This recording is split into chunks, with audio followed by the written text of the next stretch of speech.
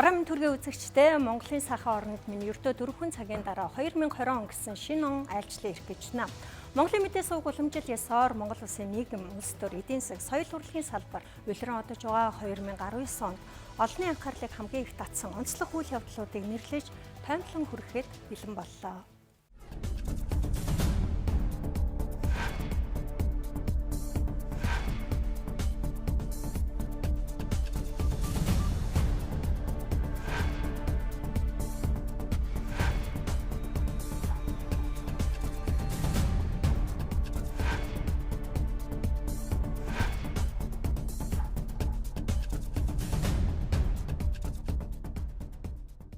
(2008) оны Бээжингийн Олимпиос найдангийн Төвшинбаяр Монгол улсад анхны Олимпийн алтан медалийг авчирч тухайн үеийн сонгуулийн дараах хүндхэн ширүүн уур амьсгалыг зөөлдөж монголчуудын бахархал хайр хүндэтгэлийг хүлээжлээ. Яг үүнтэй дүүцхүйц монголчуудыг дэлхийд эргээр сурчилж бахархал нь олж байгаа хамтлаг бол хүү.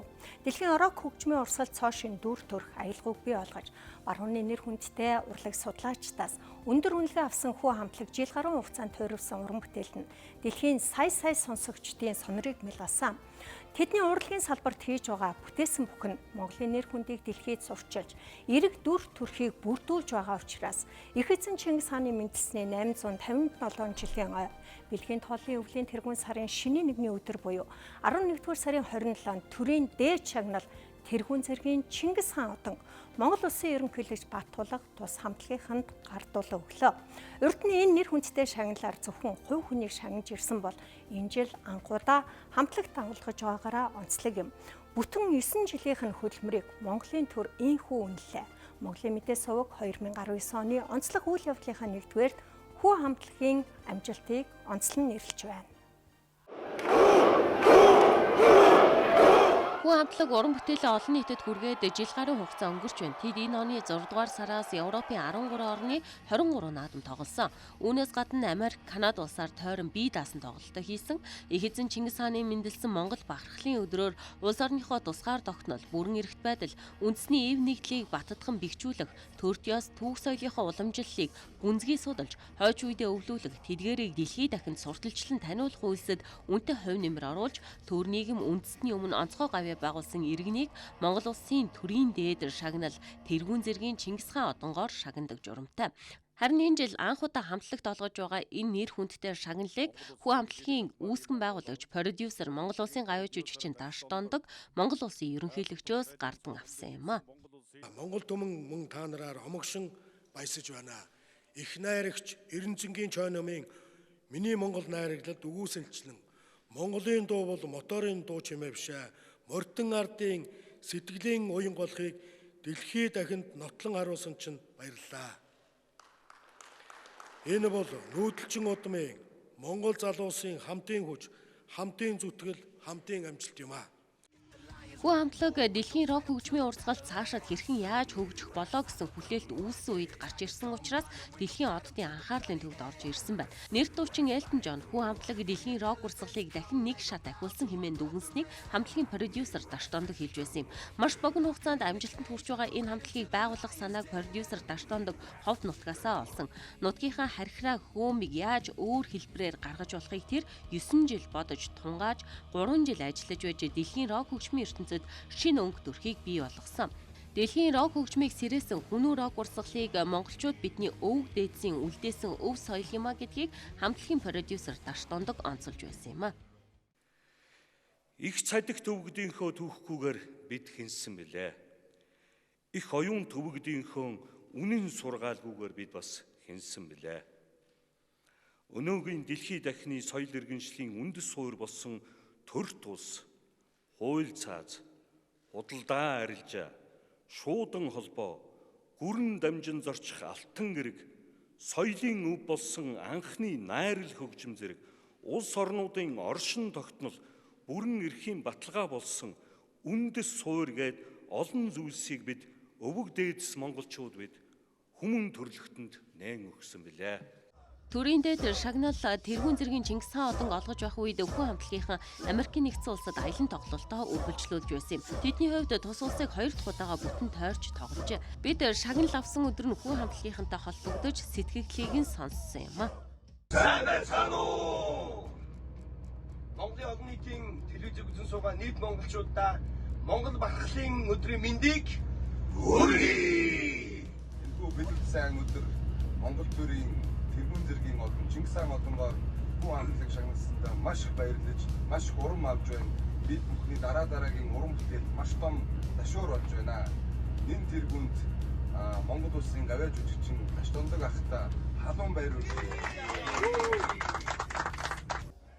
Монголынхоо урлаг соёлыг дэлхийн давцанд гаргаж сурталчилж яваа хүү хамтлагийнхаа эрхчил бараг 360 хоногт нь аялан тоглолттой байх нэ. Япон, Австралиас эхлээд Америк, Ази, Европын орнуудад аялан тоглолтоо хийн мөн дэлхийн алдартай наадмуудад урилгаар оролцсон. Өнгөрч байгаа 2019 оныг хамтлагийн продюсер Таштондог ингэж дүгнэж байна. Билбордод бол нэр дэвссэн байгаа. Билбордод орж ирж бас шилдэг дэлхийн шилдэг 50 дуун дотор манай 2 дуу хоёулаа чагсаж явж байгаа. Энэ бол маш том амжилт. За тэгээд сая манай одоо Чингис хаан гэдэг клип маань дэлхийн шилдэг 10 рок дууны клипийн нэгэнд нь багтлаа. Дэлхийн шилдэг одоо рокийн алдартай сэтгүүл сонингуудад бүгдэнд нь ер нь ихэнхт нь ярилцлага өгсөн байгаа. Хүү хамтлаг 2021 оноос Монголдо тоглолтоо хийх боломжийг бүрдүүлэхийн төлөө ажиллаж байгааг продюсер Таштондог хэлж байсан юм. Жилдээ хагас сая өрхгүй жуулчин хүлээн авдаг Монгол улс ойрын жилүүдэд 1 сая, цаашлаад 2 сая жуулчин хүлээн авах том зорилготой. Энэ зорилгодоо хүрэхэд хүү хамтлагийнхны хувь нэмэрч гэсэн орохоор байна. Дэлхийн дахинд бид Чингис хаанаараа бахархаж ирсэн бол дахин нэг шинэ бахархалтай болсон нь яах аргагүй хүү хамтлаг.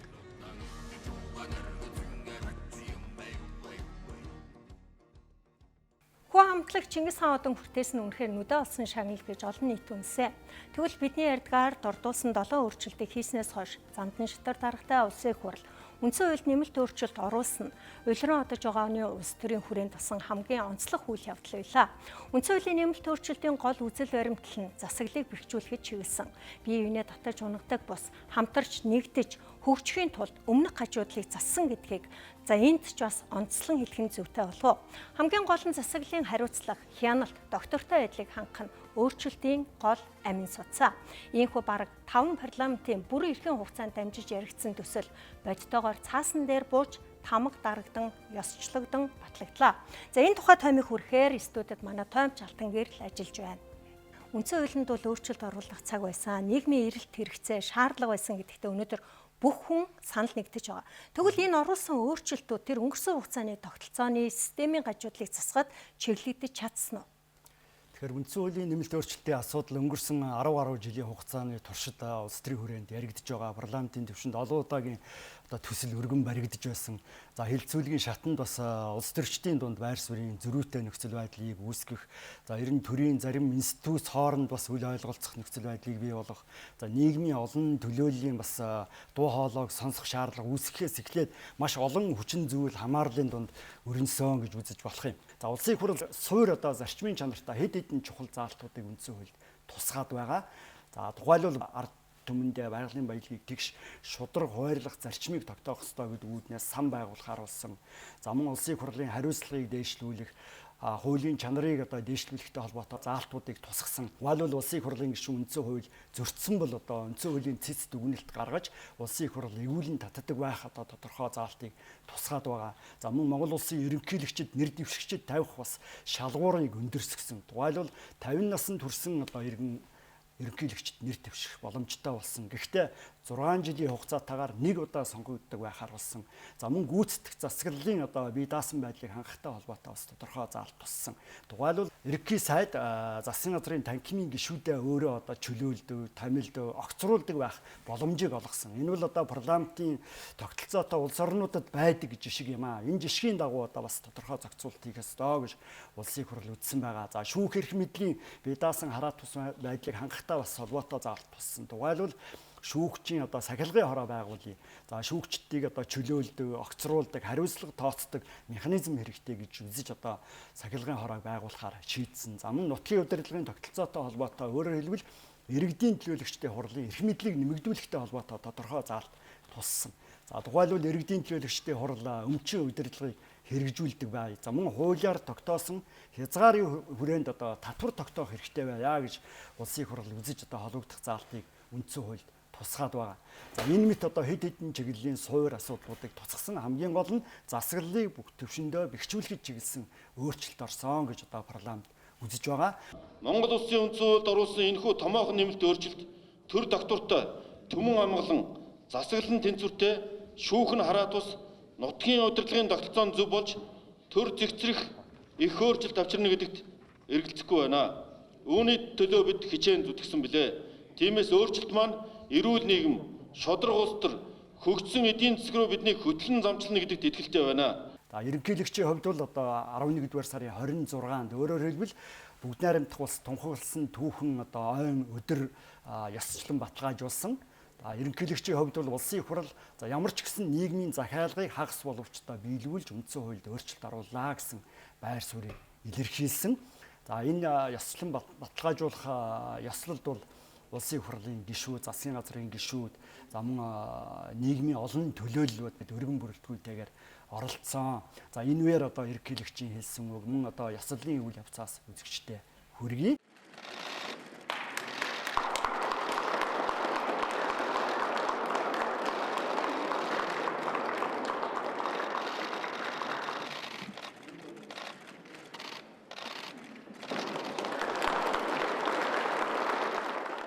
Улс орны эрх ашигыг энэ тэргуунд эрхэмлэх, үндэсний нэгдлийг бүхнээс дээгүүр эрэмблэх зарчмын үүднээс үндсэн хуулийн нэмэлт өөрчлөлийг сойрхон батлах ёсчлох нь зүйтэй гэж үзлээ.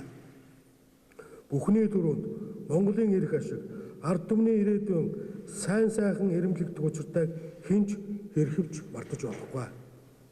Монголчуудад сөргөлдөх ус эвлэлдэх, хойшоо чангаах биш урагш тэмүүлэх цаг ирсэн тул ийхүү үндсэн хуульд оруулсан нэмэлт өөрчлөлийг нотлон баталгаажуулж байна. Иргэн бүр унш тугай, ухаар тугай, даг тугай. Мөнх тэнгэрийн хүчин доор Монгол даяар хуульт ёс тэгш үйлчилж зон олон шудраг төрийн далбаан доор инх тунх жарах болтугай.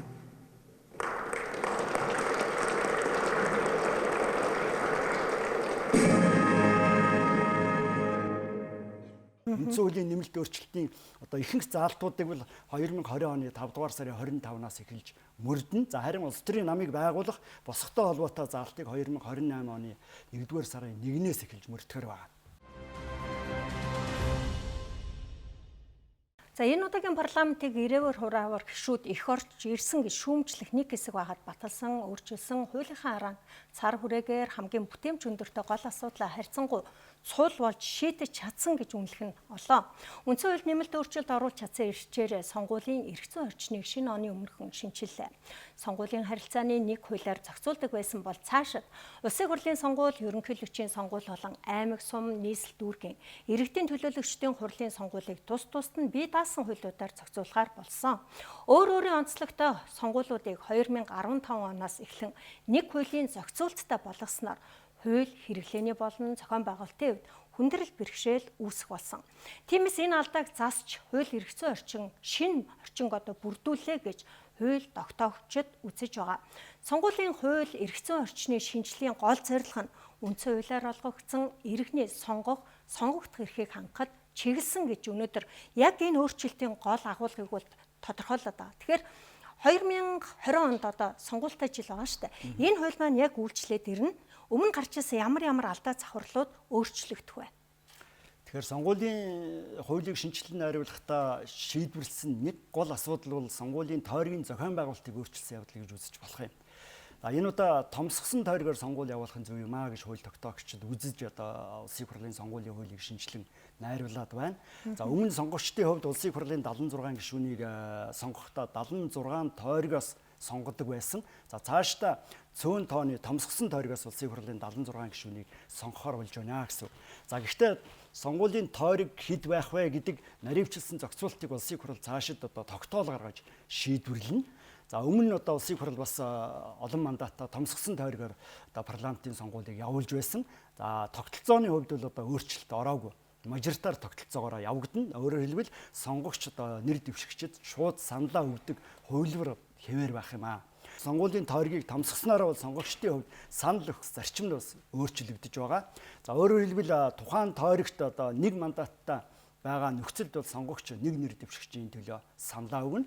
За 2 мандаттай бол 2 нэр дэвшигчид, 3 мандаттай нөхцөлд бол сонгогч 3 нэр дэвшигчид саналаа өгөх одоо нөхцөл байдал үүсэж байна. За өнөөдөр бид нар яг энэ сонгуулийн хуулинд өөрчлөлт оруулсан байгаа тохиолдолд гарах дагалдах ямар хуулиудад өөрчлөлт оруулах вэ? Цаашид улсын хурал шинэ хуулийн дагуу бас холбогдох зохицуултуудыг хийн. Ялангуяа 2020 оны сонгуулийг явуулахтай холбоотой шийдвэрүүд гаргана. Тухайн сонгуулийн жилийн 2 дугаар сарын 1-ээс өмнө одоо сонгуулийг товлон зарлах ёстой. За тийм учраас эх жилийн сонгуулийн одоо кампанит ажлыг 2020 оны 1-р сарын 1-ээс өмнө зарлж холбогдох шийдвэрийг улсын хурал гаргана. За сонгуулийн сан хураалтын өдөр хэдийд байх вэ гэдэг товыг бас эцэслэн тогтооно. За хуулиар бол одоо сонгуулийн жилийн 6-р сарын сүүлийн хагаст одоо сан хураалтыг явуулах ёстой. За энэ жишгийг одоо харгалзаж улсын хурал одоо товоо тогтоох байх. За мөн сонгуулийн зохион байгуулалттай холбоотой одоо төсвийн асуудлыг улсын хурал шийдвэрлэнэ. Бас нэр дэвшигчтэй холбоотой, шалгууртай холбоотой бас тодорхой асуудал хэлцүүлгийн явцад ихээхэн анхаарал татаж тодорхой шийдэл хүрсэн. Тухайлбал авилга албан тушаалын гэмт хэрэг шийтгэжсэн хүмүүс бол нэр дэвшиж болохгүй гэж үзсэн. За энэ бол өмнө төрийн албаны тухай хуульд бас тодорхой туссан заалт. Өөрөөр хэлбэл авилга албан тушаалын одоо хэрэгээр ял шийтгэгдсэн төрийн албанд ажиллах эрх нь бол хуулиар хаалттай байгаа. За бас Монгол улсын ерөнхийлөгчид нэр дэвшигчид одоо тавьдаг нэг гол шалгуур шаардлага болж өмнө одоо эрх зүйн зохицуулт хийгдэж байсан. Энэ заалтыг улсын хурлын сонгуулийн тухай хуульд тусгаад байна. За гэхдээ улс төрийн зарим нам хүчний төлөөллийн хувьд бол бас хүний эрхийг зөрчиж байна. Иргэний сонгох эрхийг хязгаарлаж байна гэдэг асуудлыг бас тавьж байгаа. За баярлалаа Алтан гэрлээ.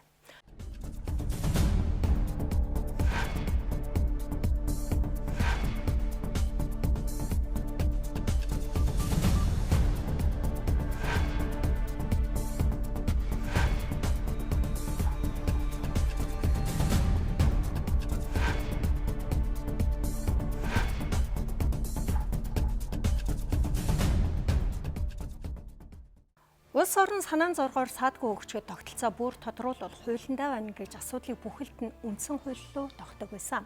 Тэгвэл улс төрийн тоглолтын гол зохицуулт болсон хуулийн шинжилгээний зэрэгцээ Улаанбаатарчуудын өшиг энэ үйл баг зэрэг амс хэлт хийлээ. Хөрс өхийн тэргүүлсэн засгийн газар 2019 оны 5 дугаар сарын 15-ны өдрөөс эхлэн нийслэл түүхийн нүрс түлхийг хоригдсон. Бүх хүчний байгууллагуудыг татж оролцуулна. Хуулийн хяналтын байгууллагуудыг онцгой байдлаас ахуулаад энэ дээр хяналт тавина. За одоо шалгадаг хямдаг ямар байгууллагууд байдیں۔ Тэр гэрлийн байцаагчаас ахуулаад одоо бүх хүмүүс энэ дээр хяналт тавьж ажиллана. Ингээд Улаанбаатар хот руу түүхийн нүрс орохгүй. Бараг бүтэн 100 жил нүүрс түлж хэвсэн Улаанбаатарчуудад үндэ нүүрсээ халж шахмал түрш хэрэглэн гэдэг санаан цайн бууж өгөхгүй байсан юм. Стандарт шаардлагыг бүрэн хангаж чадахгүй ч гэсэн шахмал түршний үйлдвэрээ байгуулж нөөцөө дулааны үйлдвэрлэл бэлдэж өгсөн. Сайн цадаамдахгүй хичээр шахмал түрш угаард хордож нас барсан олон хүнийг зочоод зоримогын шийдвэрээс хурах уу эсвэл өргөлжлүүлээд сайжруулж утаанаасаа багч гэсэн салах уу гэдэг хүндхэн сорилттой тулж байлаа. Улаанбаатарчуудын утаа үнэндээ үндэсний аюулгүй байдал Монгол хүний генд нөлөөлөх хэмжээнд хүрчихсэн байсан тул ухрах зам үгүй. Алтан оноотой ч гэсэн эхлүүлсэн ажлаа үргэлжлүүлэхийг зорьсон. Үр дүнд нь хүний эрүүл мэндэд хамгийн хортой PM2.5, PM10 тоос өнцрийн хэмжээ 2.5-аас 3 дахин буурсан сайн мэдээг шинэ оны босгон дээр мэрэгжилтнүүд дуулгаж байна. Сайжруулсан түлшээ одоо бид 600 мянган тонн түлш бэлдэх ёстой. Сая 200 мянган тонн нүүрс төлдөг байсан бол 600 мянган тонн түлш төлдөг болно гэсэн үг.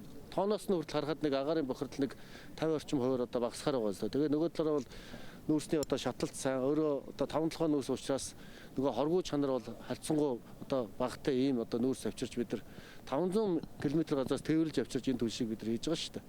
Ирэх хөвлийг л одоо хэдүүлээ нэг агаараа нэг 50% одоо утаагийн багасгацсан л орхол одоо хамгийн том зорилт байгаа. Өнөөдрийн түүхийн нүүрсний зах зээлийн үнээс харьцангуй одоо арай хямд байвал ард иргэд маань ч гэсэн одоо эдийн засгийн талаас хэмнэлттэй бол нөгөө талаас хүмүүс маань энийг худалдаж авна.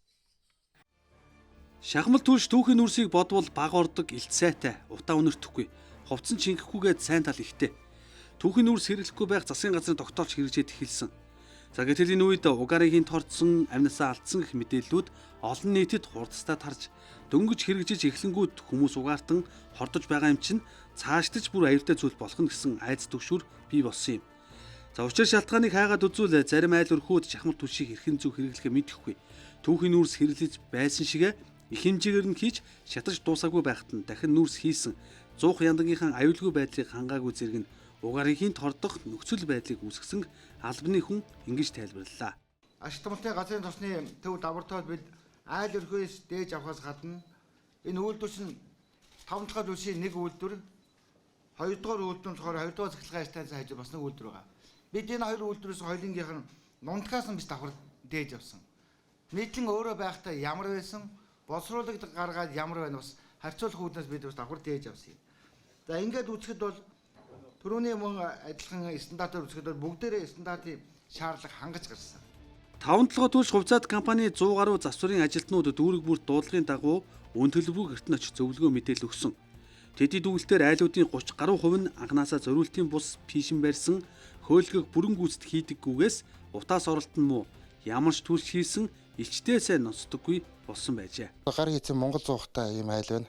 Энэ ханан бишингийн одоо энэ одоо язарцсан байгаа. Энэгээр чи хий алдаж одоо нэг салхи цохих. Энэ тохиолдолд утаа нагаар ерөнхийдөө байн гарч яадаг. Энэ одоо энэ доотлын энэ одоо хэсгүүдийг эдрэг бас бүгэлж маш сайн бүгэлж битүүлж явах хэрэгтэй. Хөөг нь маш сайн зэвэрлж авахгүй бол тэргээр чинь яндан татахгүй доошоо наадах чана утаагаа гадагшин сорч чадахгүй юу? Угаардах нагаардах тийм асуудлууд их гардаг. Сайжруулсан шахмал түлштэй холбоотой асуудлыг шуурхаа шийдвэрлэх зорилгоор мэргэжлийн байгууллагууд 24 цагийн штаб ажиллуулж иргэдийн дуудлагын дагуу шаардлагатай бүхий л арга хэмжээг авч ажилласнаар айл өрхүүд хэрхэн зүүгааллах 100 яндагийнхаа аюулгүй байдлыг хэрхэн хангаж ажиллахаа мэдэж авсан юм. Үүний үр дүнд олон нийтийн дунд сайжруулсан шахмал түлшийг хэрэглэх нь зөв байжээ. За өдийд гарч ирдэг хорт утаа багасж хот өдөр шөнө өглөө оройч сайхан харагддаг болж гэх мэт магтаалын үгс захин орчинд хөврөх болсон юм. Засгийн газрын зоримог шийдвэр ажил хэрэг болж иргэд сайжруулсан шахмал түлшийг хэрэглэж хэвшигтэй зэрэгцэн гарсан нэг асуудал нь түлш борлуулах зарим цэгүүдэд нийлүүлэлт муу байгаад иргэд сэтгэл дундуур байгаагаа хэлж байсан юм. Нэг зурагт мурагтаар л авах энэ манай энэгээр бол олигтой мэрэхгүй юм боёо шиг гарвал. Улдцуул жоохон уурхан талдаа л. Энд бол алга энэ түлшний юм дээр бол байхгүй л. Манай мэдээ машинтай хүмүүс бол яг хөө тэгээд байгаа газраас нь хайжгаад олчих болж. Одоо доошоо машаа явж ижил олно гэсэн үг. Тэрэг төрөөд ирж байгаа хүмүүс бол хэцүү шүү дээ. Манай одоо зүйлсэнд байдаг л да. Тэгээд заримдаа бүрэн зургтын хуучин баруунсаа яваад энэ байдаг олддог шүү дээ. За шахмал түлшний нийлүүлэлттэй холбоотой асуудлаар иргэд ийм байр суурьтай байна. За тэгвэл одоо холбогд албаны хүмүүсийн тайлбар яриаг үзэгч та бүхэндээ хүргье. За яг өнөөдрийн байдлаар одоо 12 хорооны одоо 26 цагт огт одоо төршгүй байна. За бид нар одоо өдөр бүр тогтмол цэгүүдээс мэдээ авч одоо 5 дугаар компанид нөөц одоо үүсэх талаар байнга одоо мэдээлэл бүрэн өгч байгаа. Очор ихтэй байсан нь болохоор яг өглөө эрт машин оруулчихлаар машинууд нь буцаж ирэхлээр жоохон очор дараал үүсээд идэг. Хамгийн гол манай би бол ингэж боддог. Хамгийн чухал хүмүүс бол ачигч нар гэж боддог. Ачигч нарыг хайрлах хэрэгтэй. 10 тонн ачихад ойролцоогоор хурдан ажиллаа гэхэд 2 хүн 2 цаг болдог. 2 цаг ажилладаг. Тий 10 тонныг ачихад. Тий. Тэгэхээр гөрөөшгүүд маань жоохон ачихтаа жоохон уддаг. Тэгэхээр бол жоохон хүлээлт үүсдэг. 5 толгой түвш маань одоо засгийн газрын тогтоол гаргаад сайжруулсан ийм сайн түвшийг хэрэглэх жишээ гаргаад үйлдвэрүүдэд бид ингээ бариад одоогоор бид нэр 10-таа явж байна. Тэгээ 10 үйлдвэр маань гараад цаана 2 дамжлаг солонгосын 2 дамжлагын угсрах, тохируулах хийх гэдэг ажиллагаа 19-ээр батаа дуустаа гэхэд яг одоо өдөртөө сардаа хэрэглэх энэ тонн шахмал түвшний хэмжээ бол бүрэн гүйцэд гарч ирэх юм. Ийм үднээс учраас яг одоо үйлдвэр маань ихэнсээ бүрэн дамжлага хийгээд сарын 60-70 мянган тонн хэрэглэж хараахан барахгүй. Ингээ бүрэн дамжлагаараа карт цаавшилтаараа ингээд ирэх юм бол одоо борлуулалтын зүгүүдээр нүүрсний одоо баг баах, хомсдлог баах гэдэг юм уу, айл өрхөөд хөрөхгүй гэсэн асуудал байхгүй болох юм. Нүдэнд харагдах утаа буурсан ч гэсэн одоо хорт бодсон хэмжээ буураагүй ч гэдэг юм. Ийм үнэн худлал нь мэдэгдэхгүй юм янз бүрийн мэдээлэлд гарч ирэл дээ. Энэ дээр яг мэрэгжлийн байгууллагын дүгнэлт нь яаж? Мэрэгжлийн байгууллагууд дүгнэлтүүд одоо хийгээд гарч байгаа 10, 11, 12 дахь сарын мэдээгээр бол 2-оос 3 дахин буурсан үзүүлэлтүүд байгаа. Одоо PM энэ төрлүүд дээр гэх мэтчлэн ингээд үр дүнгууд бол гарч байгаа юм. Анхны юм бүхэн алдаа оноотой байдагчлан сайжруулсан шахмал түвшийг нийслэлийн гэр хорооллын айл өрхүүдэд хэрэгжүүлж хөвшүүлэх ажилд ахис дэвшил гарсан жил байж чадсан юм. Эхний жилдээ мэдэж авсан алдаа сургамжийг эх ондоо дахин давтахгүй байх нь иргэд болоод сайжруулсан түлш үйлдвэрлэж түгээж байгаа компанийн хувьд том анхааруулга болсон бизээ. Монголчууд бид Улаанбаатар хотоо Утаанбаатар хэмээн хочлон байдаг цаг ард хоцорч удаан гацсны эцэст удаанасаа салах шийдэл сая л байгаа онлоо. За одоо гэр хороололд эрчим хүч, газын хэрэглээг улам нэмэгдүүлэх, явандаа орон суучлал утааг бүрэн зогсоох төгс шийдэл болов. Сүүлийн авсан хамгийн өндөр үнэлгээ 6.4 өгдөг. Сүүлийн 2 сард бол энэ өөрийнхөө хувьд бол хамгийн өндөр рейтингтэй байж байна гэсэн үг. Улаанбаатарчуудын дундаас 10-аас 6.4 гэдэг нь бол төрийн институтуудын хувьд ч гэсэн хамгийн өндөр нь байгаа юм. Үйл ажиллагаанд таалагддаг улс төрчдийн нээлттэйгээр асууж байгаа. Одоо Улаанбаатарчуудын 3 хүний нэгэнд нь бол ерөнхий сайдынх бол үйл ажиллагаанд таалагдж байгаа улс төрчдийн нэг болчиход байна. 33% нь бол хүрэлцэхийг бол дурдж байна. Утааны асуудлаа инхүү зэгцэлж байтал мөнгө угаах терроризмыг санхүүжүүлэхийн эсрэг олон улсын байгууллагаас Монгол улсыг саарл чагсаалтанд оруулчихлаа. Энэ удаад Монгол улсыг саарл чагсаалтанд оруулахдаа банкны секторын 500 тэрбум төгрөгөөр өөрийн хөрөнгөө нэмэгдүүлсэн. Энэ их үүсвэрээ тайлбарлаж чадахгүй байгаа нь дээрх шийдвэр гаргахад гол нь нөлөөлсөн гэдгийг эдийн засагч нар тайлбарлаж байсан юм. Манай улс өмнө нь 2013 онд саарл чагсаалтанд ороод 2014 онд гарч байсан. Ер нь саарл болон хар чагсаалтанд орсон улстай олон улсын байгууллагууд хамтран ажиллахаас татгалзах, гадаадын харилцагч банкуд харилцаагаа таслах, гадны хөрөнгө оруулалт саарах, гадаад худалдаа буурах, иргэд нь гадаад улсад зорчихдоо картаар гүйлгээ их боломжгүй болох, гадаад шилжүүлгийн гүйлгээнд хориг тавих, шалгалт улам чангарах, буцаах, улмаар эдийн засаг агших, ард түмний амжиргаад ороодох гэсэн сөрөг үр дагавартай байдаг. Харин энэ удаад манай улсад дээрх хатуу хоригуудын алийг нь ч тавьсангүй. Монгол банк саарл чагсаалтнаас шинэ онд заавал гарна гэсэн зорилтыг тавин ажиллаж байна. ФАТФ манай улсыг 2016 онд эрчимтэй хяналтад оруулж 40 зөвлөмж өгсөн. Хууль этгээдийн эцсийн эмчлэгчийг ил тод болгох, санхүүгийн байгууллагатай харилцагчийг таньж мэдэх гэх мэт аливаа эрсдлээс урдчлан сэргийлэх агуулгууд үүнд багтсан байсан. 2017 онд тус зөвлөмжийн биелэлтийг үнэлэхэд 40 зөвлөмжийн 5-ыг нь бүрэн нийцүүлсэн, 15-ыг нь бараг нийцүүлсэн, 15 нь нийцэл багтай, 5 нь нийцэлгүй гэж үнэлэгдэж байсан. Өөрөөр хэлбэл тухайн үед саарл жагсаалтад орох магадлал өндөр байсан гэсэн үг. Харин энэ онд дээрх үзүүлэлт нэлээд дээшлсэн байна. Тухайлбал 40 зөвлөмжөөс 7 нь бүрэн нийцсэн, 28 нь дийлэнх нь нийцсэн, 5 нь бага нийцэлтэй, нийцэлгүй зөвлөмж тэг гэж гарсан байна. Ийм учраас манай улсыг ФАТФ саарл жагсаалтад оруулах магадлал бага гэж зарим их сурвалжууд үзэж байсан. Саарл жагсаалтад орохгүй байж болох шалтгаан бидэнд байсан боловч олон улсын санхүүгийн гэмт хэрэгтээ тэмцэх байгууллага буюу ФАТФ-ийн ээлжид хурлаас Монгол улсыг хяналтад байх орнуудын жагсаалт буюу саарл жагсаалтад оруулах шийдвэрийг гаргасан. Ингэснээр манай улс Бахаан, Ботсван, Камбож, Зимбабwe зэрэг 12 улстай хамт энэ саарл жагсаалтад бичигдсэн. Харин Этиоп, Шри-Ланк, Түнис улсууд жагсаалтаас гарсан юм а.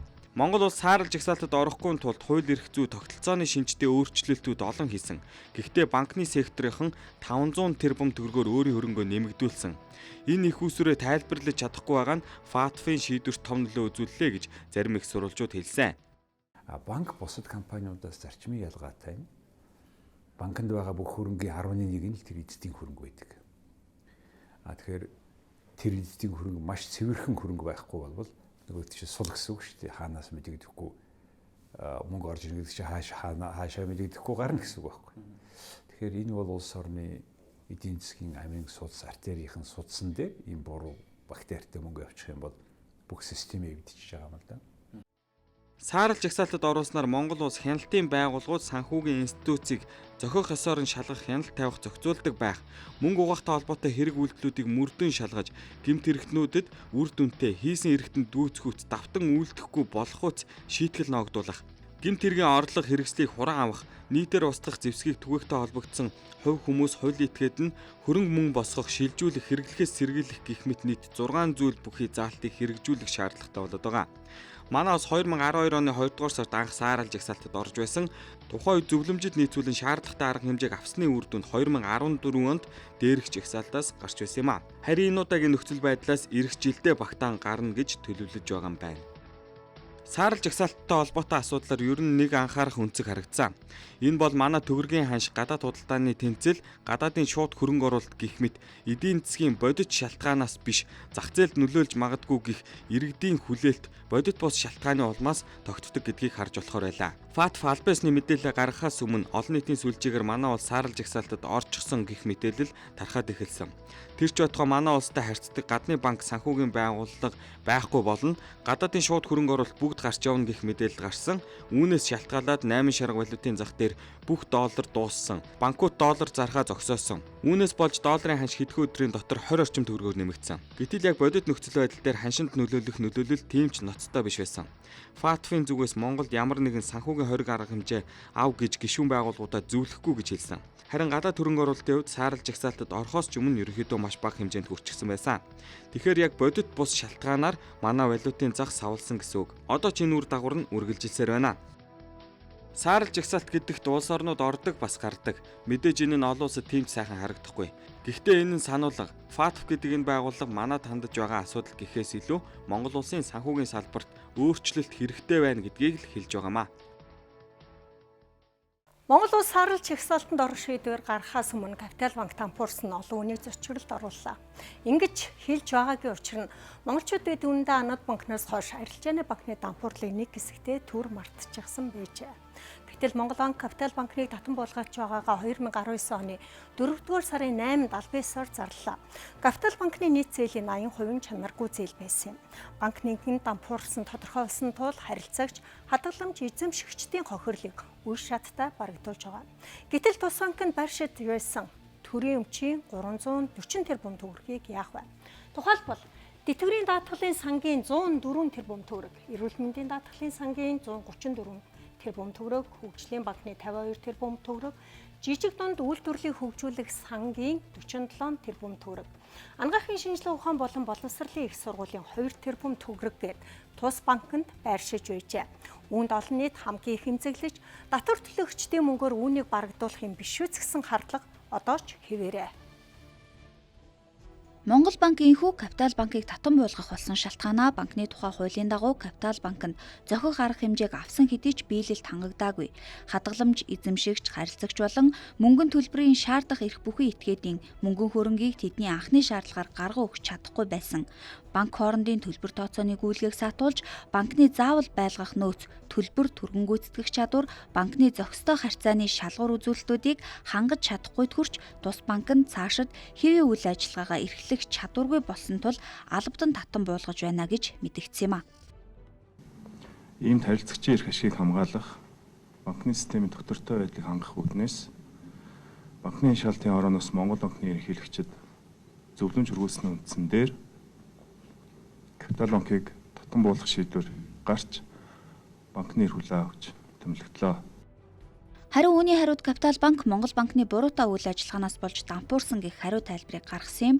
Тус мэдээлэлдээ хөгжлийн банк 160 тэрбум төгрөгийн мөнгө хадгаламжаа Монгол банкны зөвлөмжөөр хугацаанаас өмнө татсан 2015-аас 2016 онд жижиг дунд үйлдвэрүүд хямарч зээлээ эргэн төлж чадахгүй хэмжээнд хүрсэн.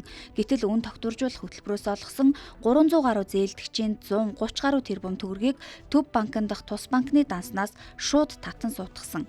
Монгол банкны гаргасан мэдээллээс үүдэн томоохон зээлдэгчид зээлээ төлөхгүй, хадгаламж эзэмшигчид хугацаанаас өмнө бусад банкнд мөнгөө шилжүүлсэн зэрэг шалтгааныг дурдсан байлаа. Тэгвэл Капитал банкны талаар тоо мэдээллийг эндсээрүүлье. Нийт 28 салбар нэгж 165,257 харилцах данс эзэмшигч, 56,164 хадгаламжийн данс эзэмшигчтэй активын хэмжээгээр банкны системийн 1.1%-ийг бүрдүүлж байлаа.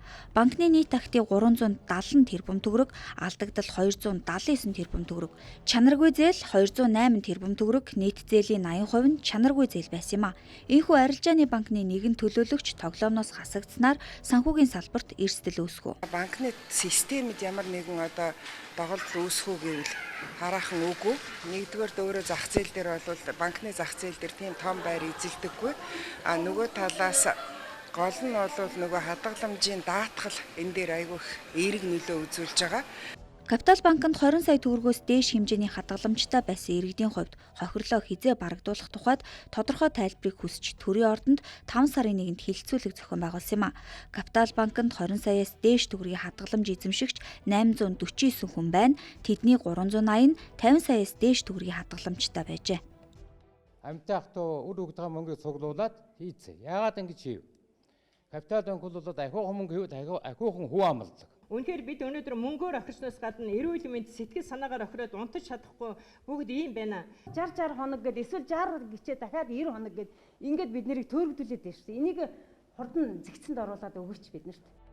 Капитал банкнаас 486 тэрбум төгрөгийн актив хүлээн авсан ч өрн 620 тэрбум төгрөг байсан тухайн үед хохирогчдын хохирлыг хэрхэн барагдуулах асуудалд дараах тайлбарыг өгч байсан юм а. Эрх хүлээн өгч бол зээл авах хэрэгтэй.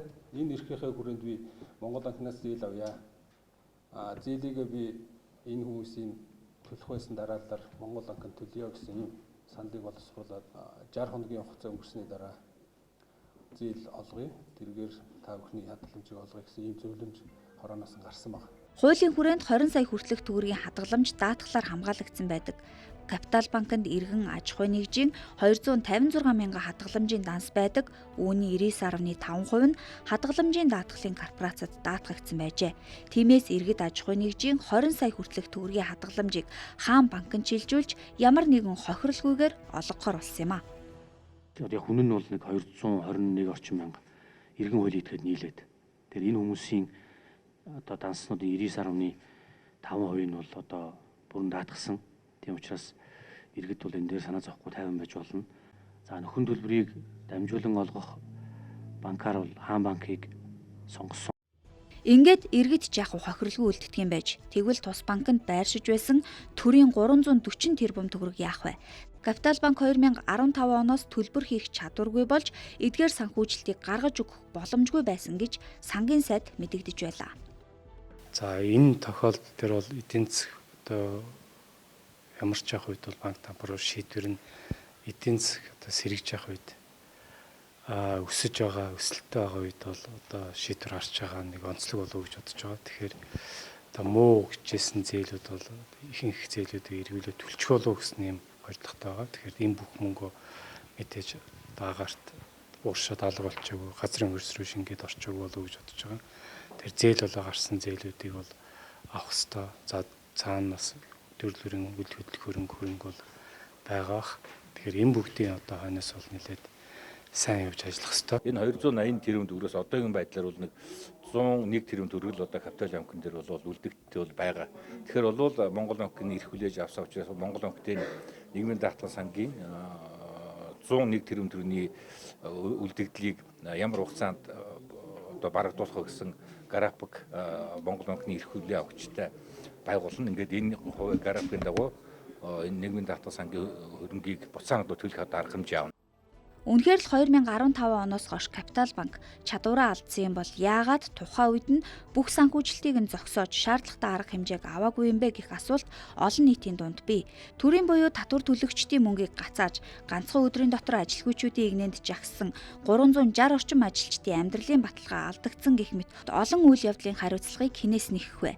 2018 оны хөрөнгө оруулалтын мэдүүлэг дээр нь Капитал банкнд хөрөнгө оруулсан гэд цагаан дээр хараар зураатлан биччихсэн баримт үзүүлж байсан Улсын их хурлын гишүүн Ундармаа би Капитал банкнаас хувьцаа эзэмшдэггүй гэж мэдэгдэж байлаа.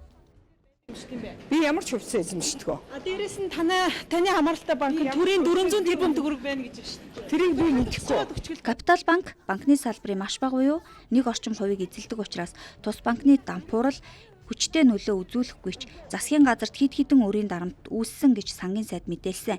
Тэгвэл үүний хариуцлагыг татвар төлөгчид нуруунд дээр өөрөх ёсгүй.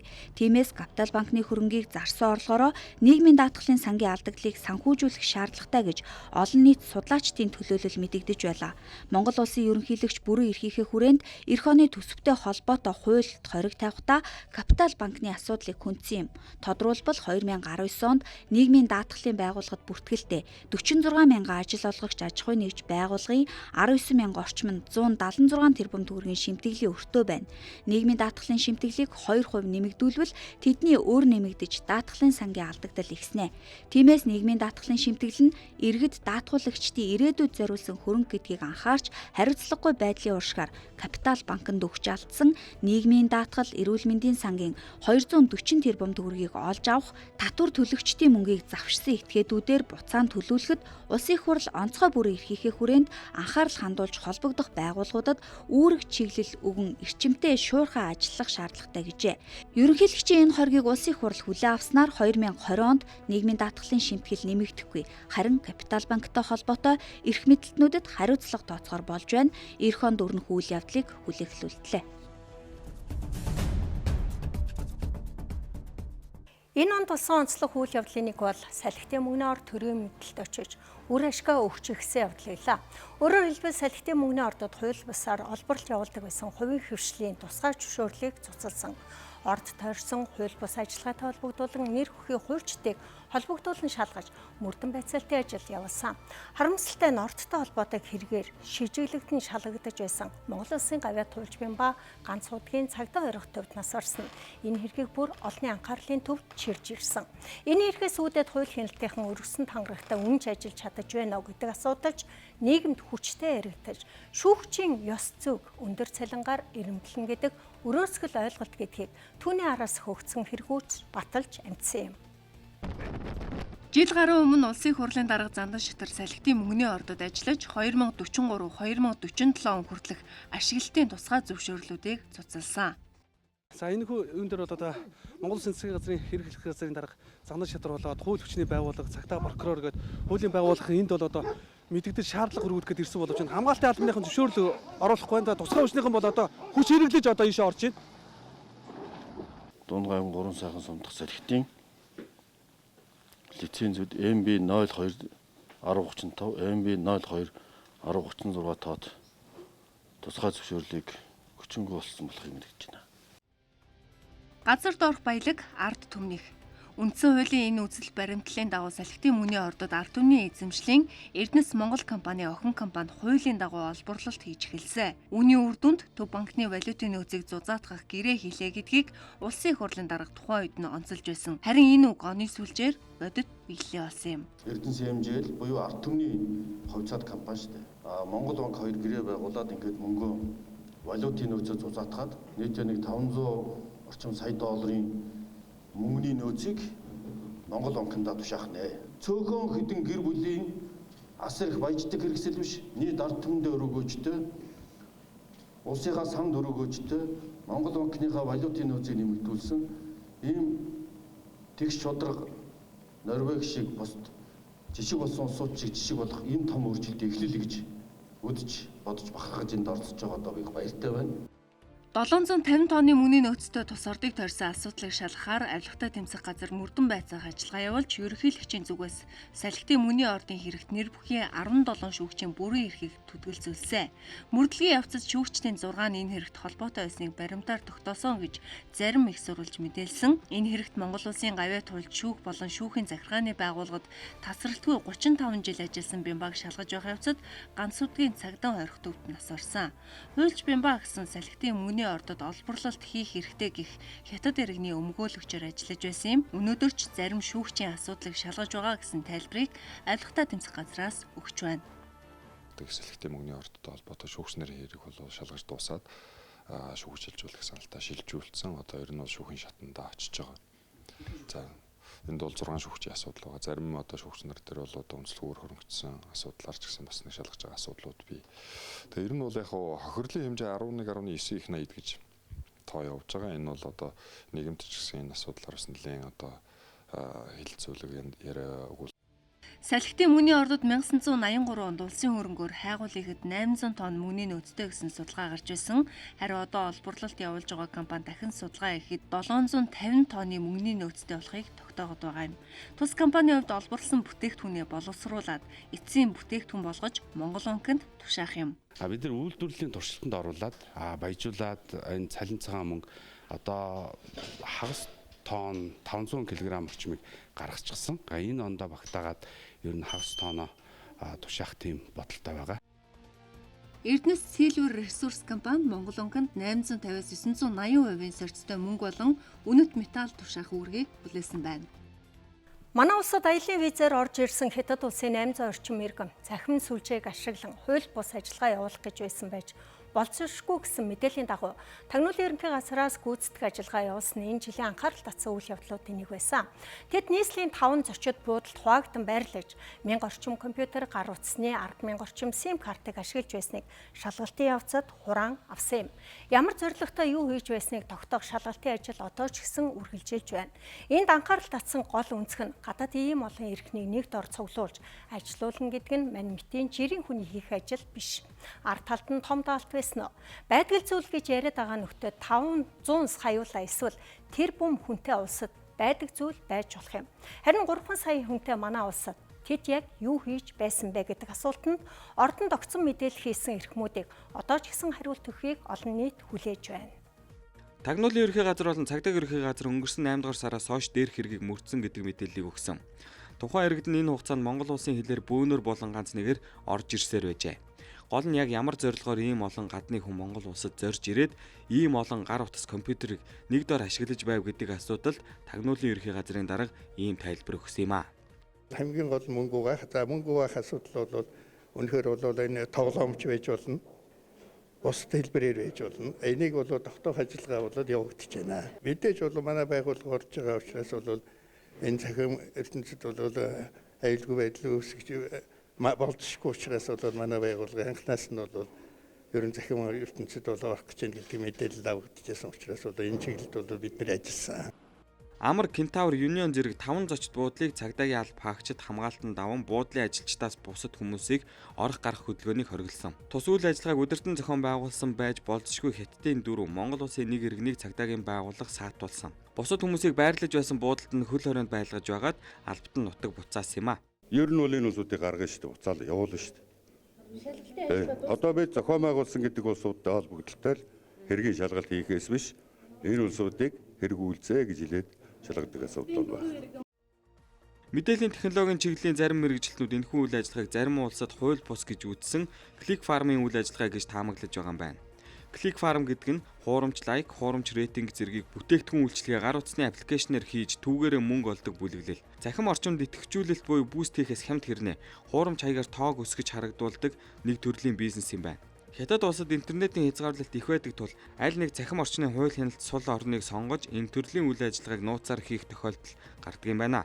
Гэхдээ клик фарм уу эсвэл илүү ноцтой асуудал байв уу гэдгийг хууль хяналтын байгууллага эцэслэн тогтооно.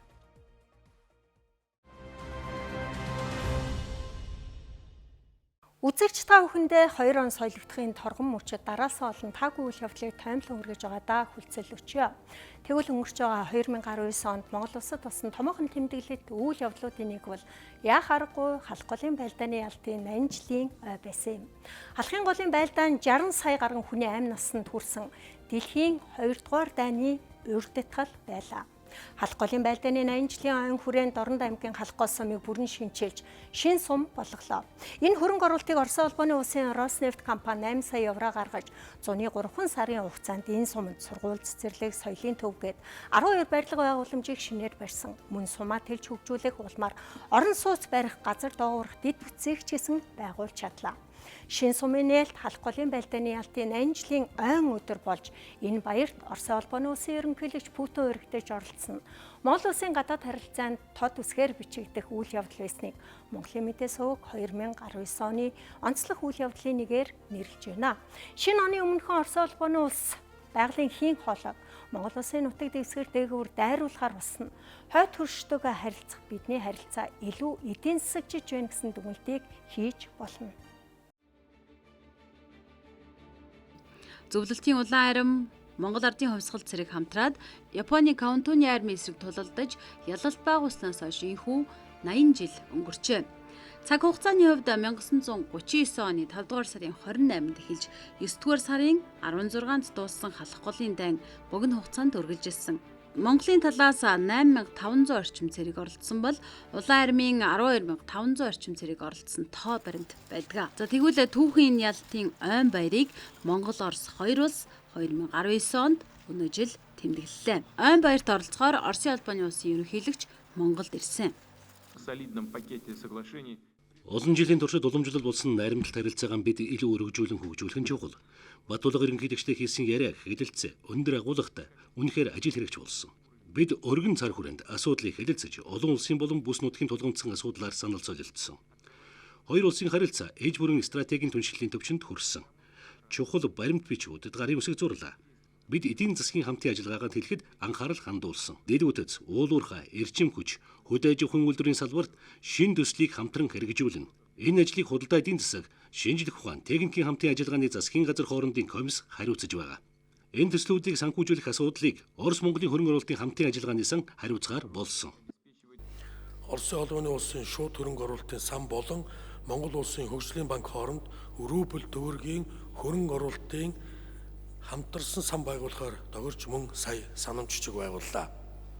Хоёр талын харилцаанд олон жил шийдэж чадахгүй байсан Монгол дахь Оросын хөл хөдлөх хөрөнгийн асуудлыг эхний үе шат болон Улаанбаатар төмийн замын холбоотой онцгой алан татрын асуудал шийдвэрлэх төвшөнд хүрснийг мөн мэдгдлээ. Найрсаг харилцаа эж бүрэн стратегийн түншлэлийн тухай Монгол улс Оросын албаны улсын хоорондын гэрээг хугацаагүйгээр болгон байгуулж бид сая гарын үсэг зуран баталгаажууллаа. Халах голын ялалтын 80 жилийн зориулан Оросын албаны улсын агаарын цэргийн нислэгийн үзүүлэх тоглолт хүү 7 худагт боллоо. Агаарын сансрын хүчний гвардийн 234-р нисэх хорооны Русские авиации багийнхан Су-30 СМ сөнөөгч онгоцоороо агаарт дүүл нислээ. За энэ түүхэн баяраар халах гол сумынхан хамгийн том бэлгийг хүртсэн. Оросын албаны улсын Газпром компани 8 сая еврогийн санхүүжилтээр халах гол сумыг дэд бүтэцтэй захиргаа үйлчилгээний байгууллагад нь орчин үеийн тоглог дулаан байртай болгох бүтээн байгуулалтын ажил зуны 3 сарын туршид амжилттай өрнөж түүхэн он баярт бэлэг өрч чадсан юм а. Өнөөдөр манай улсад төмс хүнсний ногоо гурил талах хэрэгэлдэггүй айл гэж бараг байхгүй баха. Одоогоос 60 жилийн өмнө натар газрыг хагалж газар тариалан шинжилгээ ухааны үндэслэлтэй хөгжүүлэх эхлэл тавигдаж байлаа. Өнгөрсөн 60 жилийн хугацаанд Монголын тариаланчдын Улаанбаатар төмснийхээ дотоодын эргэцээг бүрэн хангаж харин хүнсний ногооны 60%-ийг өөрсдөө үйлдвэрлэж байна. Тариалангийн салбар шинжилгээ ухаан бүрэн нэвтэрч үндэсний мэрэгжилтэй боловсон хүчинтэй болж чадсан. Үүнээс гадна натар газрыг эзэмшихээр хөдөөд олон сангийн аж ахуй байгуулж байсан тухайн үед Улаанбаатар хотоос гадна аймаг сумд хөгжих атарчид хөдөөд хөгжлийн үрийг тарилцах түүхэн гавья байгуулсан хүмүүс юм а. Тэгвэл шинэ оны бүсгэн дээр засгийн газраас атар дөрөв тариалангийн доктортой хөгжлийн аяныг зарлж 2020 оны 1-р сарын 1-ээс хэрэгжүүлэхээр боллоо. Ийхүү шинэ жаранд Монгол улс хүнс экспортлагч орн болох том зорилтыг тавьж байна. Манай улсад 1923 онд богдын сан нэртэй анхны газар тариалангийн сангийн аж ахуй байгуулагдаж байсан төвхтэй. Энэ цагаас хойш газар тариалангийн шан татаж улс эх орноо хүнсээр хангах эхлэл бий болсон. Атрын 1-р аян буюу 1959 онд 246 мянга гаруй га атар газар хаглаж 334 мянган гад тариалтгийн 315 мянган тонн ургац ур авч байсан. Харин 2-р аянаар 12 сангийн аж ахуй шинээр байгуулсан 250 мянган га газар нэмж хаглан 560-аас 670 мянган гад үр тариа тариалж 860 мянган тонн ургац ур авсан. 3-р аяныг улс оронд нийгэм эдийн засгийн томоохон шилжилт хийгдсэн үед зарласан төр хувийн гишлийн хамтын түншлэлийн хүрээнд хэрэгжүүлсэн.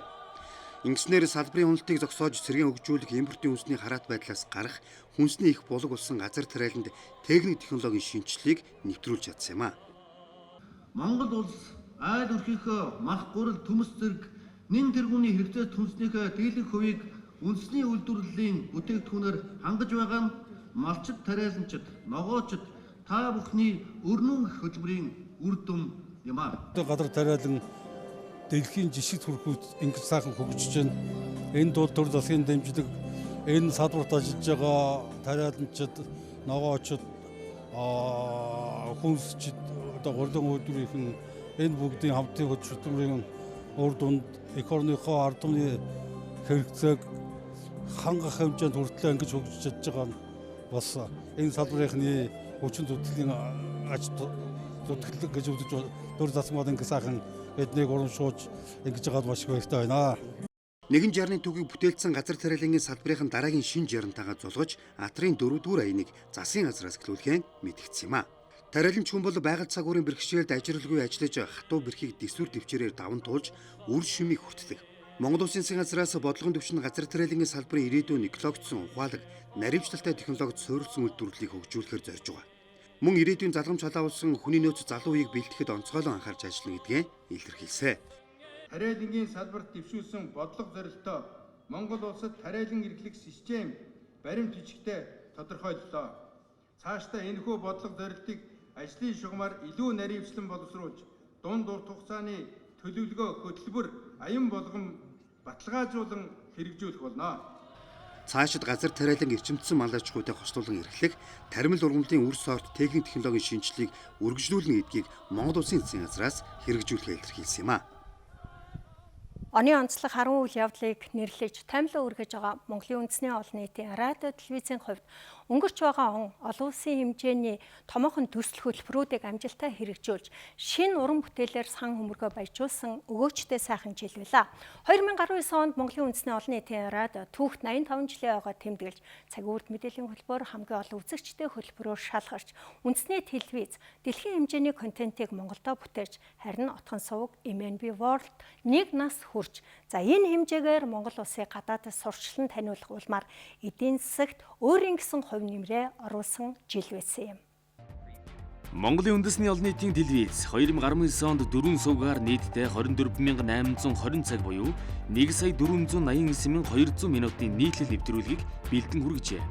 Монголын үндэсний олон нийтийн радио 2019 онд 3 сувгаар нийтдээ 13870 цаг буюу 832,200 минутын эфирийг олон нийтэд цацжээ. Монголын үндэсний олон нийтийн радио 2019 онд 85 жилийн түүхэн ойтойгоо золголоо. Үүсгэн байгуулагдсан 85 жилийн ойн түүхэндээ анх удаага хөгжлийн бодлогоо тодорхойлох зорилгоор форум зохион байгууллаа. Радио өргөн нэвтрүүлгийг тоон системд нэвтрүүлэх сэдвт форумд 6 орны хэвлэл мэдээллийн байгууллагууд хамрагдсан юм.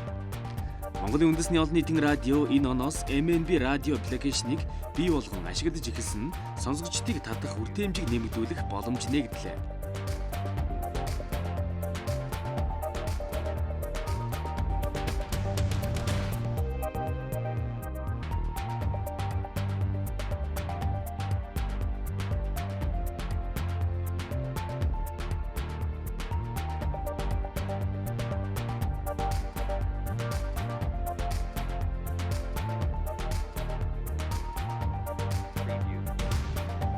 Монгол Улсын ерөнхий сайд хүрэл сүхийн ивэлдор Монголын үндэсний олон нийтийн радио телевизийн зохион байгуулсан 18 дахь удаагийн AB Eurobocon 2019 Mongolia амжилттай боллоо.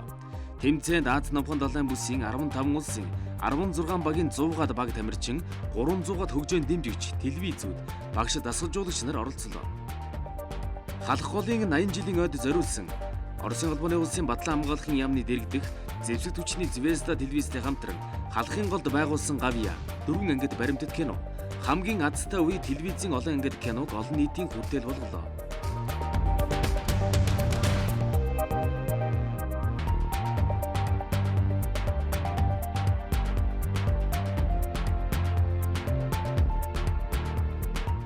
Монголын мэдээ сувг 2019 онд цагийн үрд мэдээллийн хөтөлбөрт цогц шинжилэл хийлээ. Цагийн үрд хөтөлбөрийн студийг бүрэн шинжилснээс гадна нийгэмд хамгийн их тулгамдсан асуудлыг хөндөг сэдэв болонгараа цувралаар хүргэж эхэллээ. Мөн байгаль орчин, эдийн засаг, хууль эрх зүй, хөдөө аж ахуй, аялал жуулчлал, эрүүл мэнд, соёл урлагийн болон тогтмол ажиллаж сэтгүүлчдийн дагнан мэрэгшүүлж байна.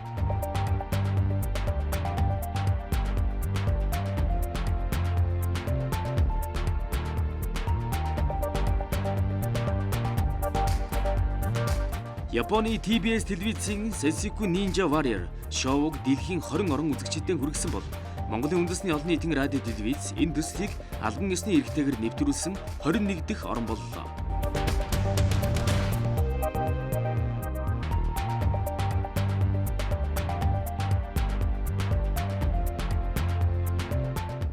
MNB-World сувг үндэсний их баяр наадмыг англи хэлээр орчуулгатайгаар шууд дамжуулан хүргэж, гадаадын 40 гаруй оролцогчдын дунд 93 наадмын төрлөөр бисрэг наадам зохион байгуулсан нь Монгол улсын гадаад сурталчилгаанд чухал хувь нэмэр оруулсан контент болсон юм а.